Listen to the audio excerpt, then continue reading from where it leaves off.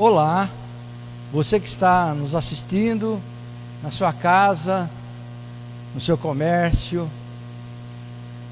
nesta manhã de domingo, dia 17 de janeiro de 2021, eu tenho o prazer de trazer uma palavra para o seu coração, uma palavra para todos que amam a Deus, que amam a sua palavra. A minha meditação nessa oportunidade está em João capítulo 3, quando Jesus tem um encontro com o mestre do sinédrio judaico, Nicodemos, em que Jesus disse que ele tinha que nascer de novo, e tinha que nascer da água e do Espírito.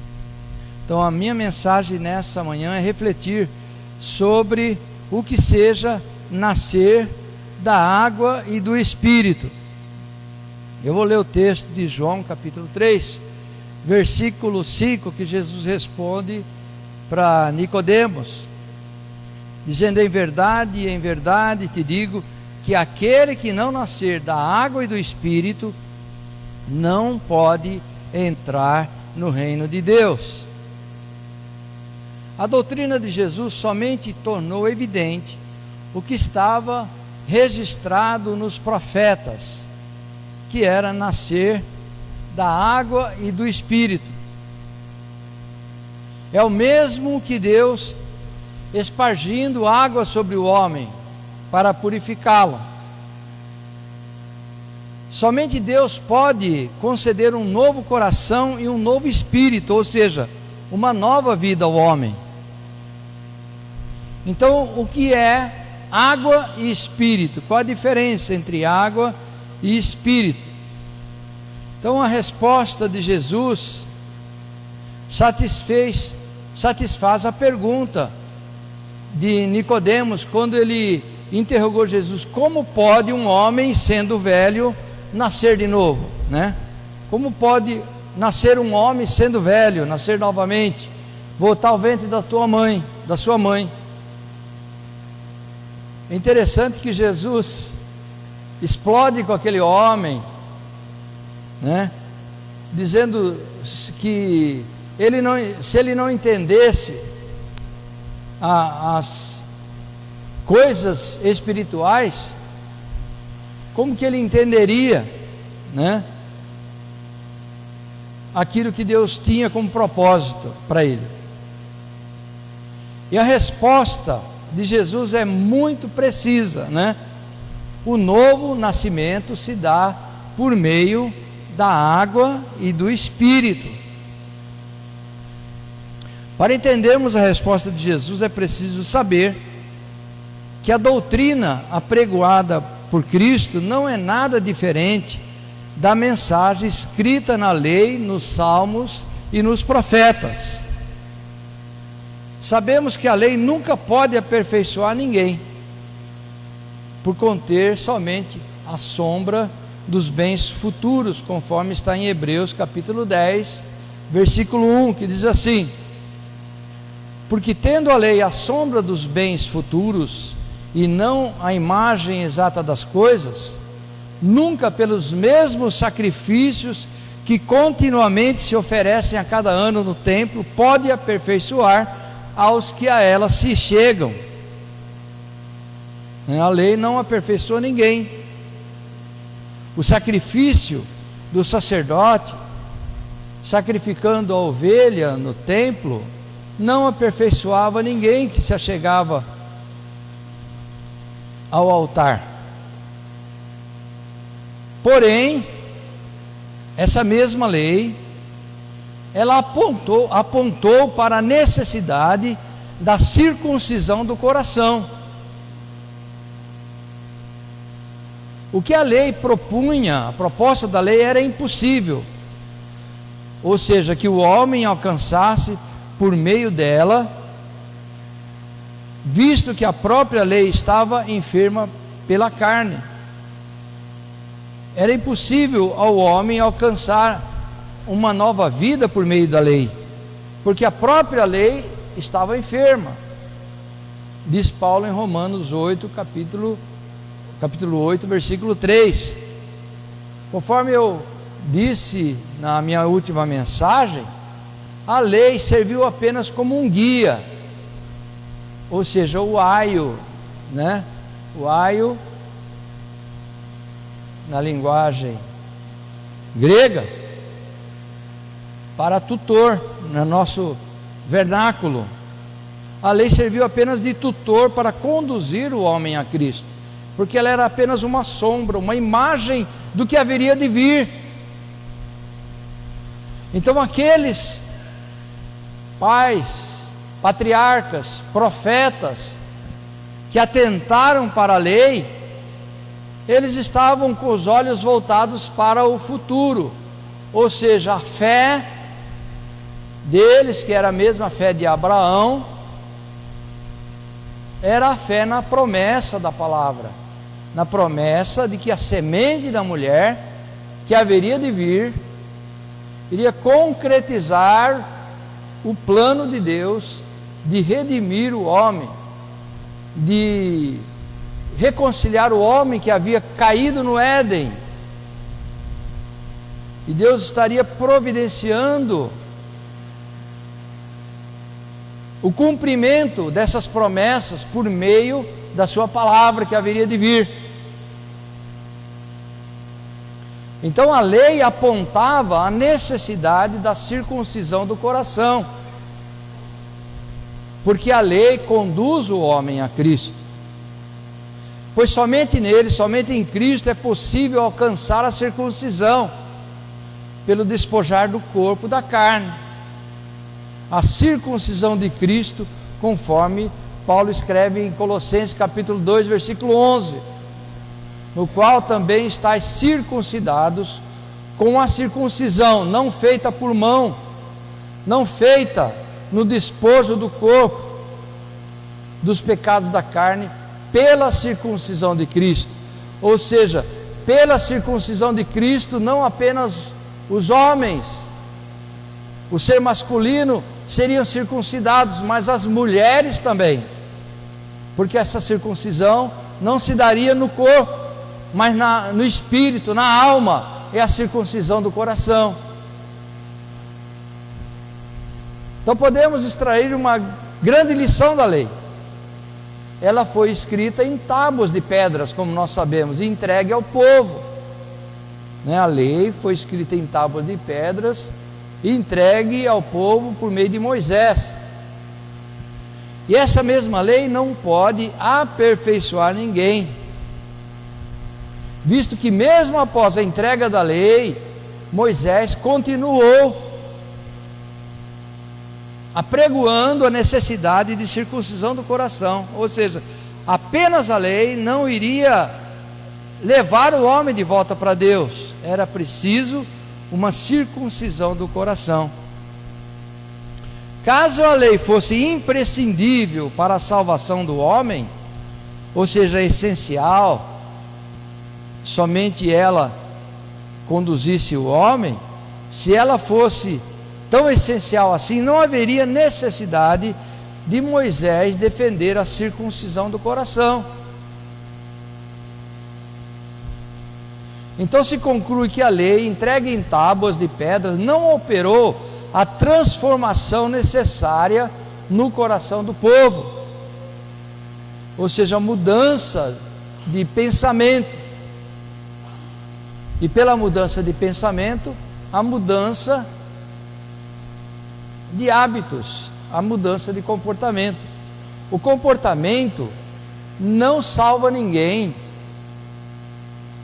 e nem redime ninguém, como nós dizemos que Cristo não veio para trazer uma nova moralidade, conforme a igreja pregou por séculos na Idade Média, e ainda pregam na Idade Moderna, né? Que é preciso que o homem tenha um comportamento moral para ser salvo, visto que o homem ainda precisa, nos nossos dias, da circuncisão do coração. Desde o tempo dos profetas, passando pelo tempo de Cristo, pela Idade Média e até os nossos dias, a circuncisão do coração é que comanda uma nova vida. A ação de Deus nunca se deu por meio da lei mosaica, visto que a mensagem de Deus por meio dos profetas sempre começava assim: ouve, ó Israel.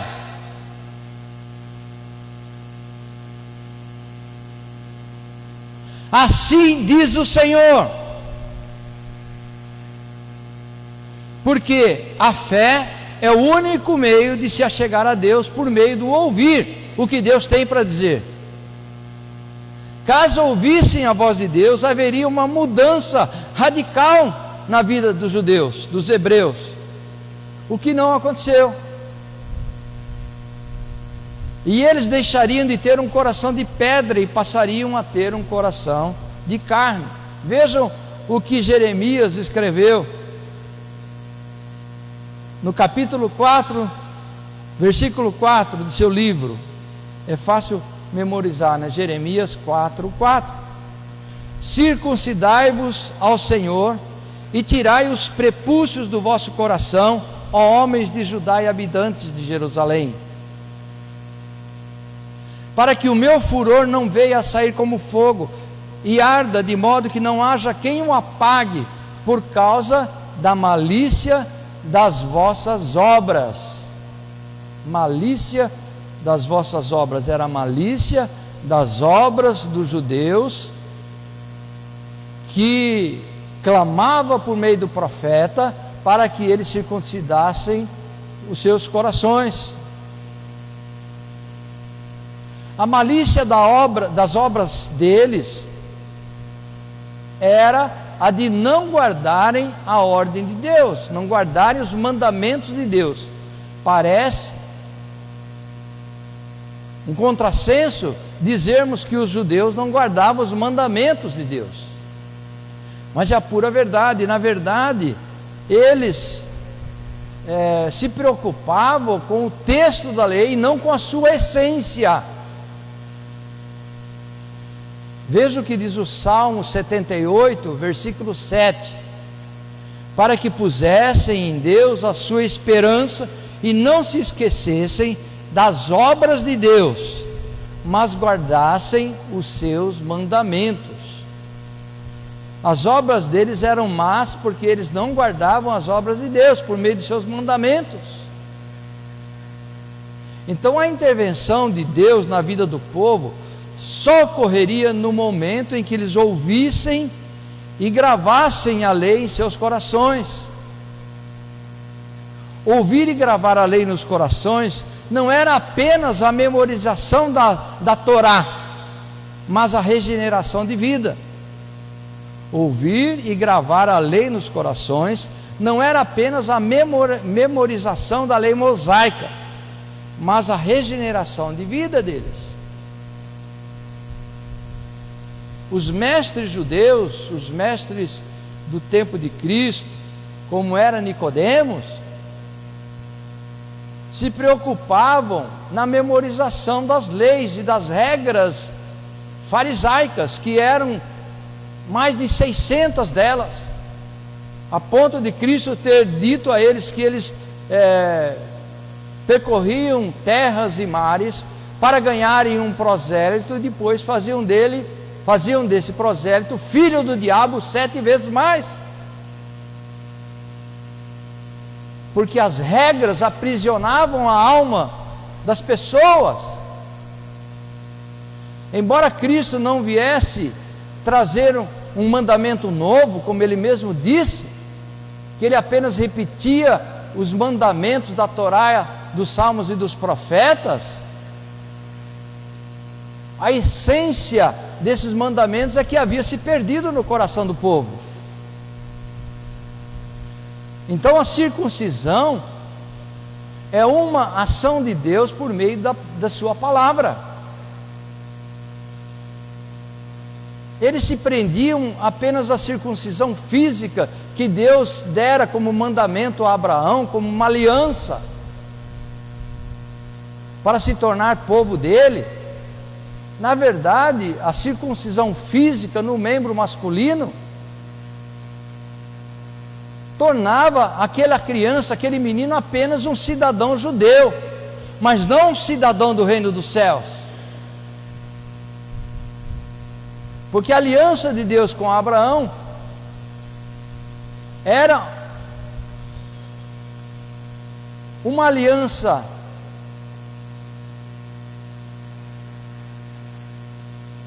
espiritual, na medida que as promessas de Deus fossem aceitas e obedecidas por aqueles que criam, não apenas pela circuncisão física.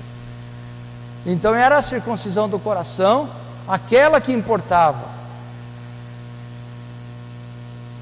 Vamos ver também a promessa da purificação contida nesse ensino de Jesus a Nicodemos, no capítulo 3 do livro do apóstolo João. Sobre a promessa de purificação, o profeta Ezequiel, no capítulo 36, versículos 25 a 27, ele diz: Ezequiel está aqui falando a voz de Deus.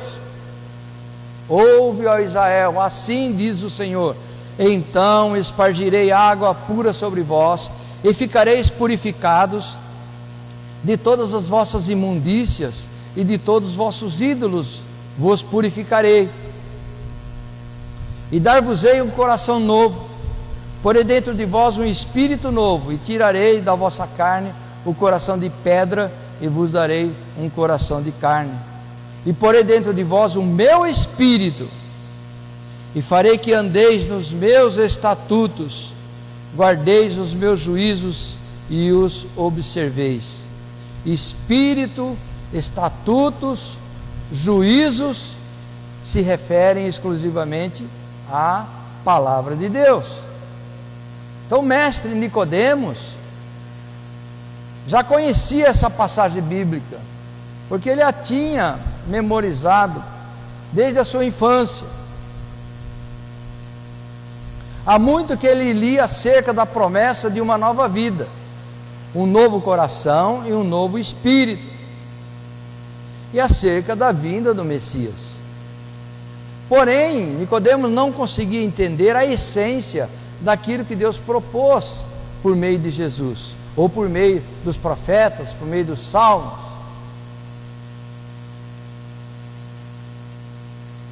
Ele não entendia como alcançar a nova vida, e que era necessário o próprio Deus espargir água sobre ele, água pura sobre o homem, conforme Ezequiel disse nesse capítulo 36: eu espargirei água pura sobre vós. E o judeu levou muito a sério isso, principalmente os essênios, que era a terceira maior seita judaica. Tínhamos os fariseus, os saduceus e os essênios. E os essênios foram aquele povo religioso que mais confiou na água física, na água como purificação. Então eles obedeciam rigorosamente às leis da purificação levítica, mosaica. E a doutrina de Cristo somente tornou evidente aquilo que já estava registrado nos profetas. Nesse ponto, Cristo veio interpretar a Torá, interpretar os salmos e interpretar os profetas. Conforme nós já dissemos, Cristo é a revelação máxima de Deus. Por quê? Porque ele veio revelar o Deus bondoso, o Deus amoroso, que os judeus não conheciam. Por isso que ele diz: eu não vim revogar a lei. Ele não veio revogar, ele veio interpretar, ele veio ensinar.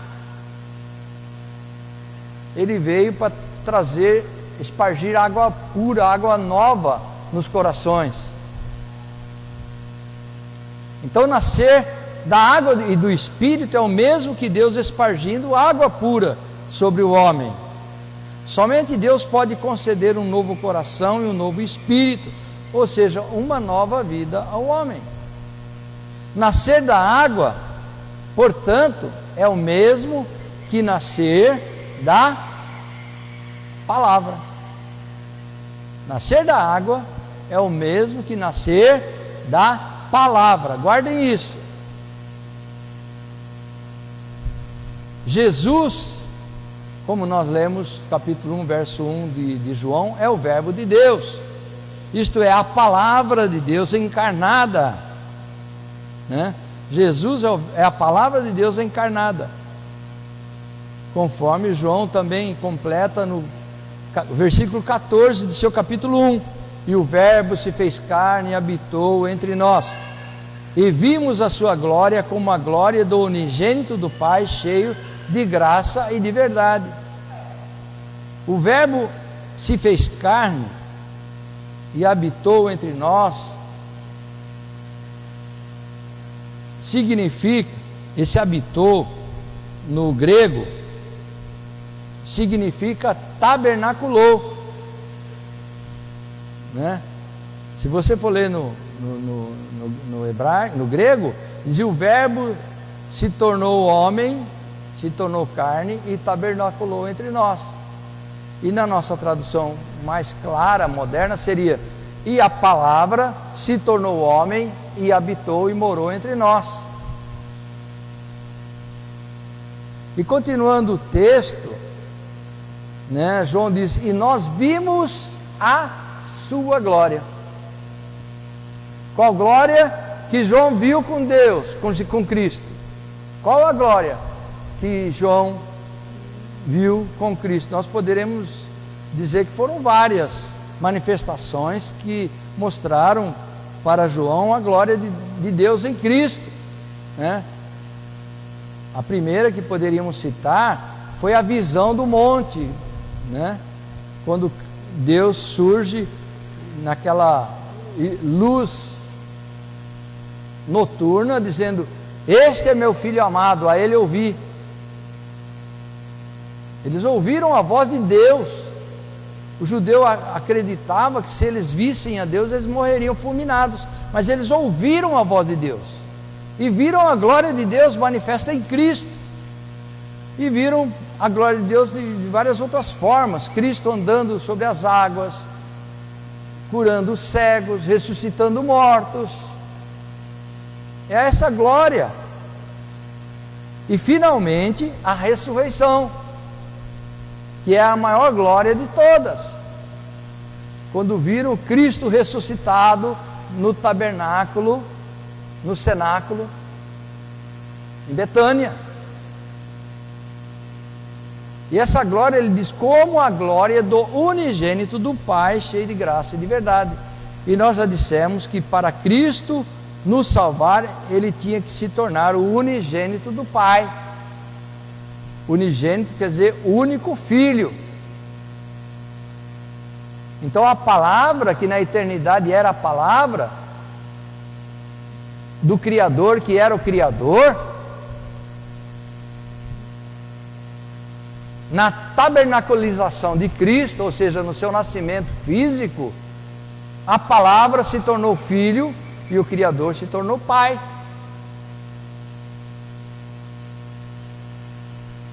Nesse sentido, Paulo escreveu aos Efésios capítulo 5, versículo 26, para santificá-la, purificando-a com a lavagem da água pela palavra. Ele está falando da igreja, né? Para santificá-la, purificando-a com a lavagem da água pela palavra. Lembra quando Cristo falou para os discípulos, né,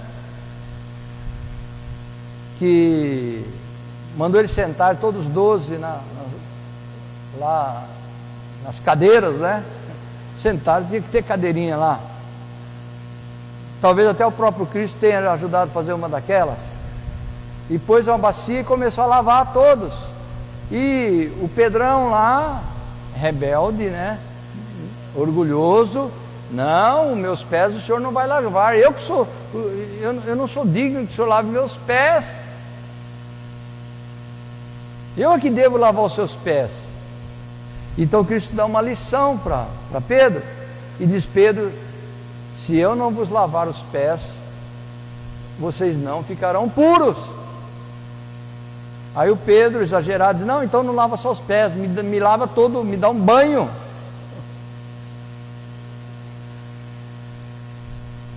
E Cristo, com a paciência que ele tinha com aqueles apóstolos, aqueles discípulos, ele falou: não, Pedro, basta lavar os pés, porque é um símbolo, é um meio de mostrar para vocês que é a palavra que purifica vocês, não é a água por si mesma, é a palavra que eu tenho ensinado a vocês que tem purificado vocês.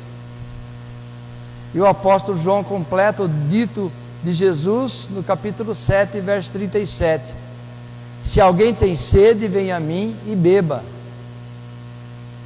Se alguém tem sede, venha a mim e beba. Beber o quê? Da água purificadora. Beber de Jesus é beber dessa água, porque Jesus é a água que produz vida naqueles que são purificados por Ele, ou seja, naqueles que creem. Então, nascer do Espírito é o mesmo que nascer de Deus, visto que Deus é Espírito. Então, nascer da água é nascer da palavra de Deus, e nascer do Espírito é nascer de Deus, porque Deus é Espírito. Conforme João Batista disse, né? O João Batista agora, o que batizava: aquele que é da terra, mas aquele que é do céu veio do céu, desceu do céu. Então, João Batista, quando se comparava a Cristo, ele dizia: eu não sou o Salvador, não sou o Messias, eu apenas vim mostrar o caminho, eu sou da terra, ele é do céu.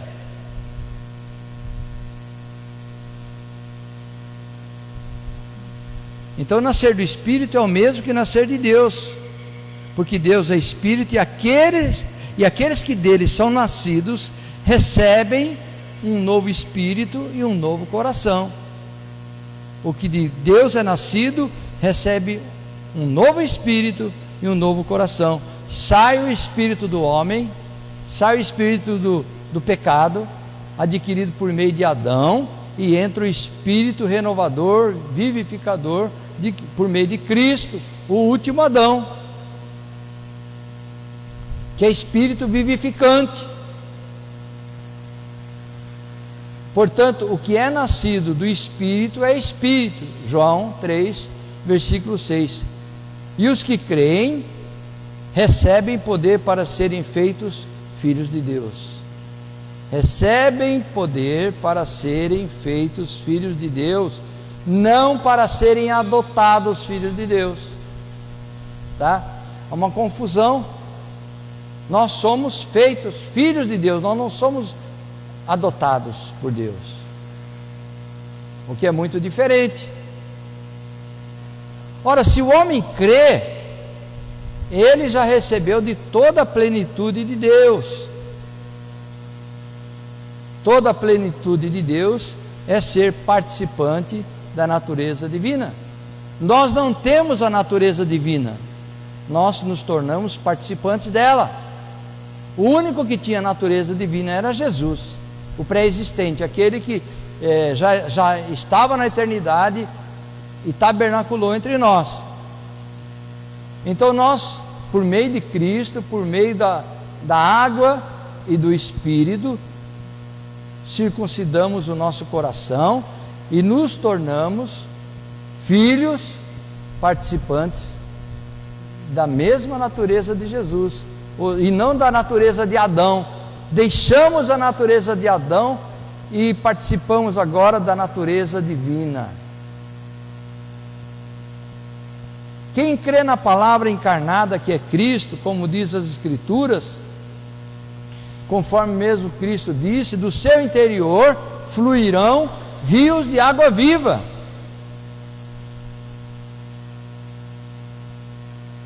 conforme Jesus prometeu em João 7, de 37 a 39, que poderemos resumir do Espírito que haviam de receber os que nele crescem, que deles fluiriam rios de água viva, no nascer do Espírito, água viva que jorraria sobre os demais homens por meio da igreja.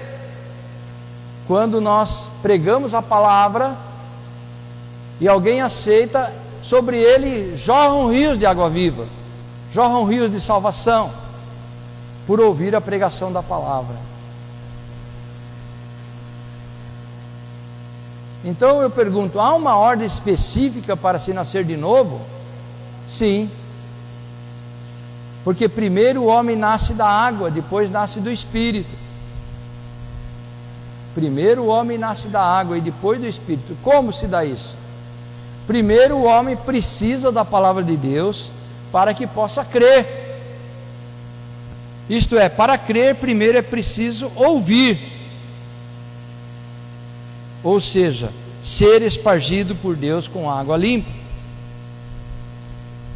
Quando alguém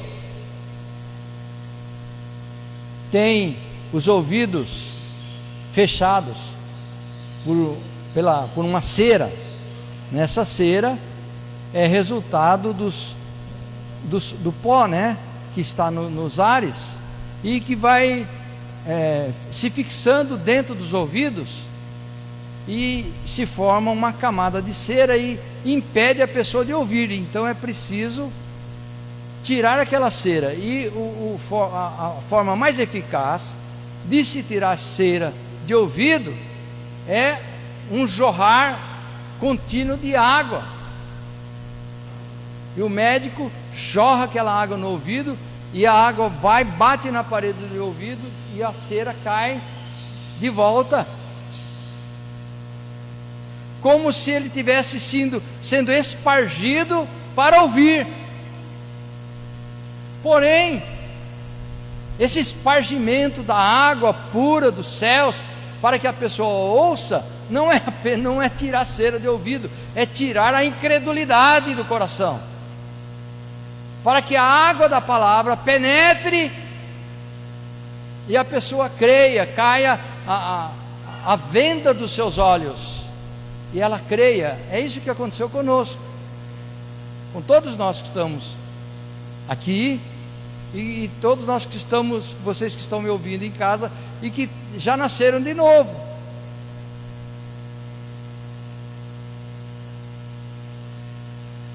Então, primeiro é preciso ouvir essa palavra acerca do Evangelho, ou acerca da fé, que é o poder de Deus, que faz dos homens que descansam na esperança proposta de filhos de Deus, conforme Romanos 1,16. Paulo escreve assim em Romanos: porque não me envergonho do Evangelho de Cristo, pois é poder de Deus para a salvação de todo aquele que crê. Portanto, salvação, ser filho, é poder de Deus, não é algo que o homem obtenha pelo seu comportamento, pelas obras da lei, ou por obras de caridade, porque as obras de Deus não são as obras da lei, nem as obras de caridade. As obras de Deus é crer naquele que Ele enviou. Jesus disse aos seus discípulos: a obra de Deus é essa, crer naquele que Ele enviou.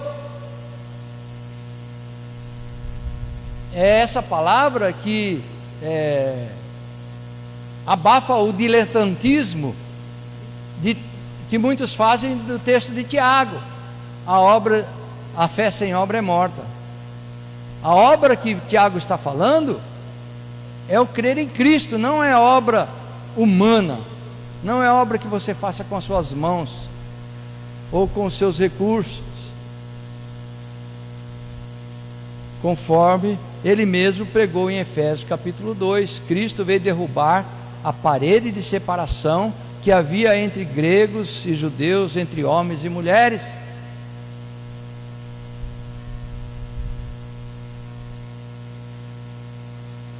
E a salvação, a fé, vem pelo ouvir, e a salvação não se dá pelas obras dos homens, para que ninguém se glorie e diga: eu sou o cara, eu sou o bom. Quando mesmo Jesus disse: não há nenhum bom, nenhum homem bom a não ser Deus. Deus é nobre. A bondade de Deus se manifesta na sua nobreza, porque o povo é ralé, mas Deus é o Senhor.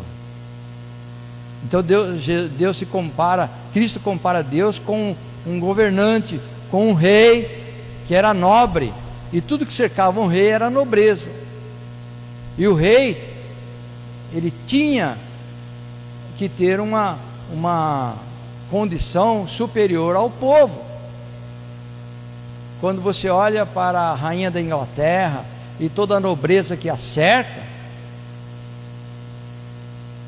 você fica admirado de ver a nobreza do trono inglês. Quem quiser, assista aquela série Crown da Netflix, que manifesta muito claramente a nobreza da rainha da Inglaterra, e dos seus antepassados. Então Deus é Senhor porque Ele é nobre. Deus é bom porque Ele é nobre, porque Ele é Senhor.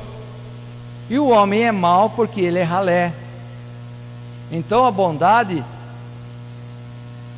e a maldade, elas se contrapõem por meio desse pensamento hebraico do Antigo Testamento, a nobreza de Deus. A bondade de Deus é porque Ele é nobre, não é porque Ele tem um coração mole, tá? A nobreza de Deus é uma natureza, se constitui natureza de ser, não de fazer. Então, queridos, a água e o Espírito é o simbolismo, o significado da palavra e do Espírito de Deus que habita no meio daqueles que ouvem a sua palavra e pedem para carregar sua cruz e se tornarem seu discípulo. Por isso que Jesus disse: aquele que quer ser meu discípulo, tome a sua cruz e siga-me. Ou seja, obedeça, ouça a sua voz. E para concluir, o homem só tem acesso ao poder de Deus depois que ouve a palavra da verdade, conforme Paulo escreveu a Tito 3,5. Nós vimos hoje o texto de Tito falando em purificação. E em Tito 3,5 Paulo escreve: Ele nos salvou mediante a lavagem da regeneração e da renovação pelo Espírito Santo. Paulo, ao escrever a Tito, demonstra que Deus lava e renova o homem por meio da palavra e do seu Espírito, ou seja, ele reafirma o que foi dito por Ezequiel: eu espargirei água pura sobre vós. Através da palavra de Deus, que é água pura espargida sobre o pecador, ocorre a lavagem da regeneração. E os que de Deus são de novo nascidos são renovados pelo Espírito do eterno Deus, recebendo um coração de carne em lugar do coração de pedra, e um novo Espírito que lhes dá um novo entendimento, conforme Davi pediu no Salmo 51, versículo 10: cria em mim, ó Deus, um coração puro e renova em mim um espírito reto. Esse pedido de Davi ecoa na eternidade, ecoa no tempo dos homens, né? Porque nós mesmos, seria uma oração nossa mesmo: cria em mim, ó Deus, um coração puro e renova em mim um espírito reto. E Ele o faz quando cremos em Jesus, a semente da mulher, a promessa eterna, a promessa da Torá se cumpriu em Cristo, que tabernaculou, que veio morar entre nós e mostrar que a sombra da lei agora virava luz sobre nós, clareando nossos entendimentos, porque a luz significa entendimento, e Cristo veio nos dar entendimento sobre essa palavra, veio nos dar completa revelação de Deus para aquilo que estava oculto no coração dos judeus. Hoje nós entendemos, e muitos dos judeus ainda não entendem porque não circuncidaram os seus corações e ainda estão depositando a esperança na sua fé judaica, na sua circuncisão física, e deixando de crer na fé de Abraão, a fé que transforma, a fé que purifica, a fé que cria um novo coração em nós. Amém? Que Deus nos abençoe.